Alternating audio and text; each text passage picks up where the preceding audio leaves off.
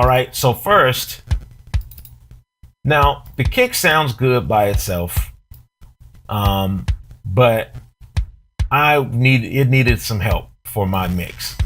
So let's turn this on. I'm pretty sure you immediately heard the difference. Okay, I'll take it off. Before, now after. Okay, what I did was I brought down about 500, right in the 500 hertz range. I cut it.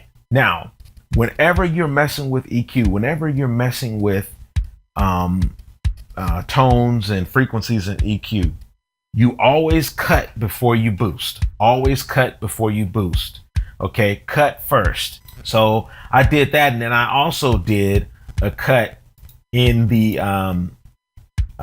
what's that? The 3.78K range, 3.75.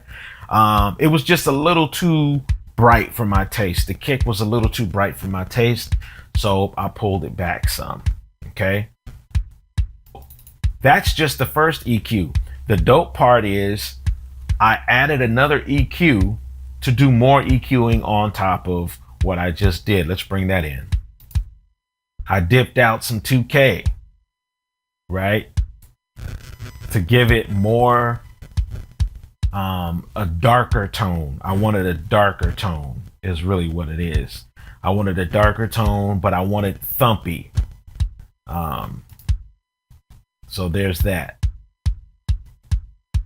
So let's do a before and after. Before, after. Much better, right?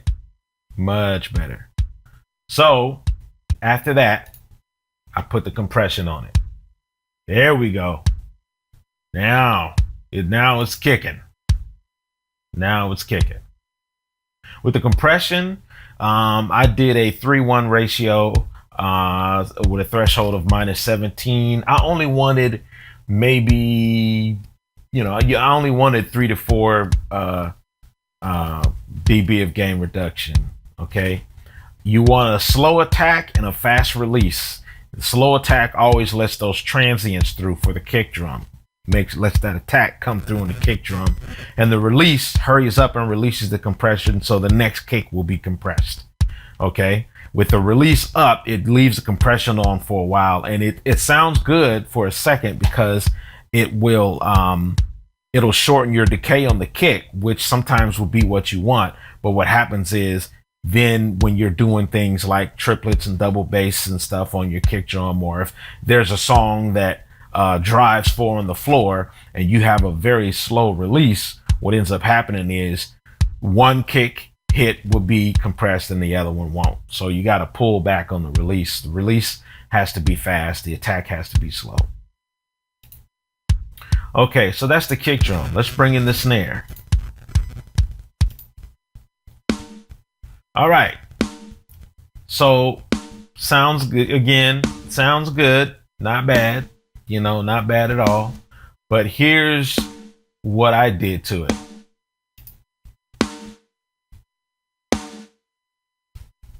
I'm going to show you. So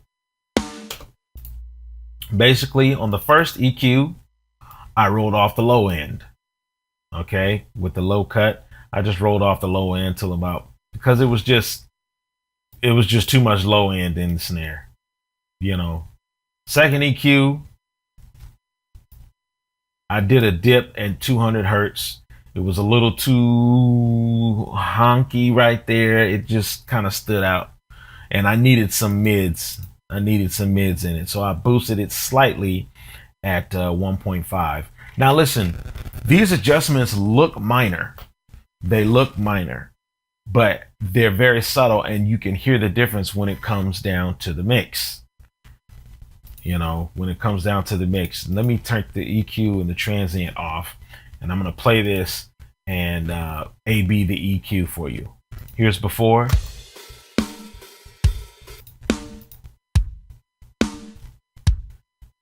Here's after. Very slight minor difference. Very minor difference. Before, after. Before, after. Add the compression. And then add the transient. Transient master. For those of you who have not seen my mixing videos, my transient master, the transient master or any type of transient plugin helps you add to the envelope of a track, okay? Adds to the attack and the sustain of a track and enables you to increase the attack of something such as the snare drum or kick drum, bass guitar, anything where you want extra attack or less sustain. You want to take the ring out of a snare, put on transient master, pull that sustain back. Listen to this. Pulls it right out. That wasn't what I wanted, so that's basically what I did. Let me show you what I did with this floor tom. Very nice, right? Here's where I started. Not bad. Again, not bad at all. Let me show you what I did with the EQ. Here we go. You see that frequency range right there? It was just hanging around. It's the decay. It's just lingering. And it was getting on my nerves, and it gets in the way of the bass guitar and the kick drum frequency. So I rolled it off with the low cut. All right. Before, after. All right. Did a cut at the 3.9 range and also a cut. These are called broad cuts. When they affect other curves like that, they're broad cuts. You know, there's broad and then there's narrow. This would be considered narrow. Okay, so broad cut. All right, add the compression. Now you can even hear that low end even louder. Now here's the crazy part. I did not want to completely remove this because it adds to the body of the tom. If I completely sculpt it out, I start taking away from the body of the actual drum, and I didn't like that. So it just sounds like a hollow can or a bucket. All right. So I rolled that back in. And to compensate for that, here's the transient, and I pulled down the sustain like I was talking about before. Listen to this.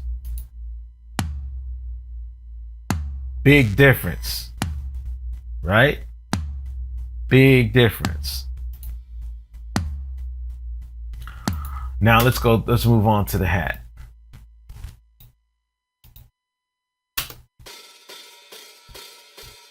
Here's before, and here's after. All I did really was brighten it. It wasn't bright enough. Before, after. I just brightened it. You know, these are pre-processed sounds, so the low end cut was already there. The low end was already cut off, so I didn't need to do much to it. All right. So the overheads, same deal. All I had to do was take some of the low end out and brighten it. Same thing with the room.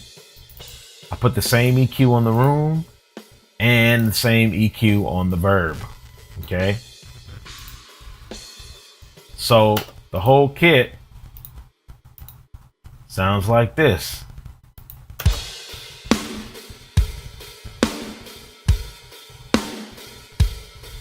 Before,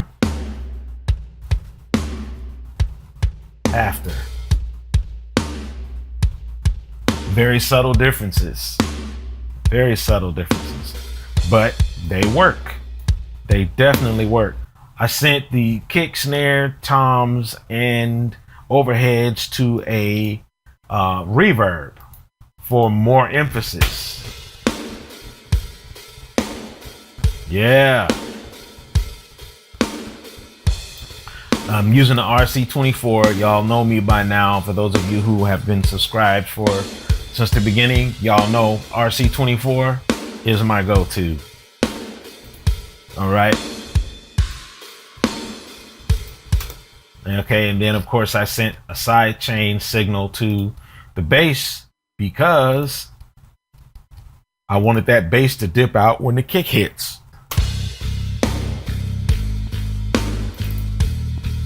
See the kick hitting? I wanted it to dip a little bit.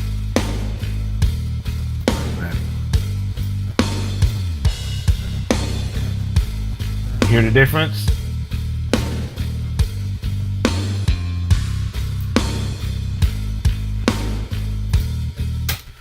So yeah, there's that. That is EQ. I really hope I've answered your question. If not, just hit me in the box. Let's play this whole thing so you guys can actually hear this part of the song, what's going on.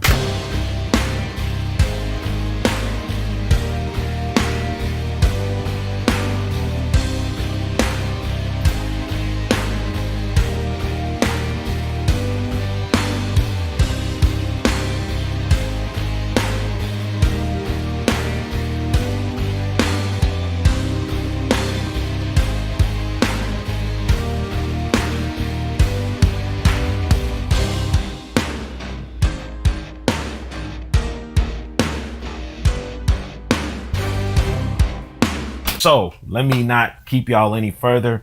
Thank y'all for rocking with me. To my elite, we're working on getting the graphics together so that we'll have the graphics together and we can start putting things together for the beta so that I can get it to you. Look for your NDAs in the coming weeks or so. Okay. All right. Thank you guys for rocking with me. I'm out of here.